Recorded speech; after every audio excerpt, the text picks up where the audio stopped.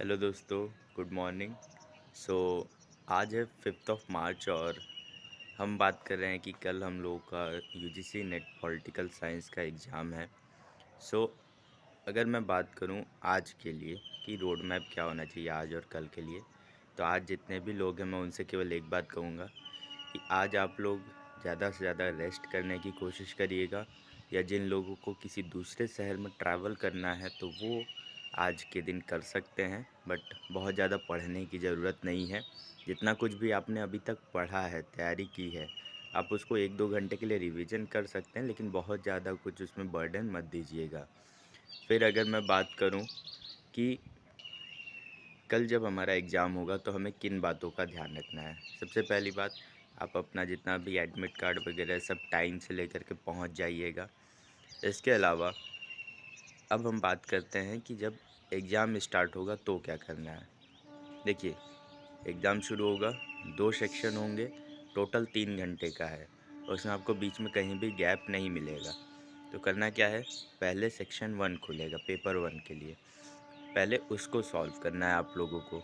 जब आपने उसको सॉल्व कर लिया तो उसके लिए आपको करना क्या है, उसमें पहले आप पूरा पेपर गो थ्रू कीजिए, और जो क्वेश्चन आपको तुरंत आ रहा है, 100% आप श्योर हैं कि ये क्वेश्चन हमसे कभी गलत नहीं होगा, उसको आप उसी समय टिक करते हुए चलिए। इस तरीके से जब आपने 50 क्वेश्चंस कर लिए तो सबसे पहले उन्हीं क्वेश्चंस को अटेम्प्ट करिए जिसमें आप 100% श्योर हैं। फिर उसके बाद फिर सेकेंड टाइम फिर पेपर 1 में ही वापस से आइए। अब उन क्वेश्चंस को करिए जो आपको टाइम टेकिंग लग रहे हैं, बट आपको उनका आंसर पता है। तो जब आप उनको सॉल्व करेंगे तो इसमें आप डीआई को उस समय सॉल्व कर सकते हैं। इसके अलावा रीजनिंग या आरसी, ये जितने भी टॉपिक्स हैं इनको करिए।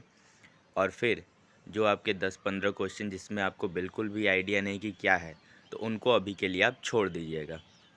फिर आते हैं सेकंड पेपर पे। उसमें भी आप सेम स्ट्रैटेजी, सेम तरीका फॉलो करेंगे और उसमें देखेंगे कि कौन कौन से क्वेश्चंस आपको तुरंत आ रहे हैं। तो सबसे पहले इजी क्वेश्चंस को, पूरे 100 क्वेश्चंस को आपको अटेम्प्ट करना है। फिर सेकंड टाइम आके फिर जो थोड़े कॉम्प्लिकेटेड क्वेश्चंस हैं उनको करना है। तो लगभग जब इस तरीके से आप 2 से 3 बार करेंगे तो आपके मैक्सिमम क्वेश्चंस तब तक हो चुके होंगे। अब आपके पेपर 1 में 10-15 क्वेश्चन और पेपर 2 में भी 10-15 क्वेश्चन ऐसे बिल्कुल मिलेंगे जो उनका आपको कोई आइडिया नहीं है। तो अब हमको उसको टारगेट करना है। तो उसके लिए क्या करना है, अब आप वापस से आएंगे पेपर 1 में, और आपको उन 4 ऑप्शंस में से जो भी बेस्ट ऑप्शन लग रहा है सॉल्व करने के बाद या अपना लॉजिक इम्प्लीमेंट करने के बाद, आप उसके थ्रू उसमें से किसी एक को ज़रूर से सेलेक्ट करेंगे। क्यों? क्योंकि आपका ये जो एग्ज़ाम है इसमें नेगेटिव मार्किंग नहीं है, और नेगेटिव मार्किंग नहीं है तो आप किसी भी एक क्वेश्चंस को छोड़ना ये सही बात नहीं है। तो आप पूरा पेपर, अब जितना भी क्वेश्चंस है आप उनमें भले ही तुक्का लगाइए, लेकिन पूरा पेपर अटेम्प्ट करके आइएगा, एक भी क्वेश्चन छोड़िएगा मत। क्योंकि अगर आपका एक भी क्वेश्चन सही होता है तो 2 नंबर मिलते हैं, और 2 नंबर कितना वैल्यू रखता है ये आप सभी जानते हैं। 2 नंबर से ही मेरा जेआरएफ भी रुका था। सो इसीलिए आप लोग इस तरीके से इसको कर सकते हैं, और ऑल द बेस्ट आप सभी के लिए।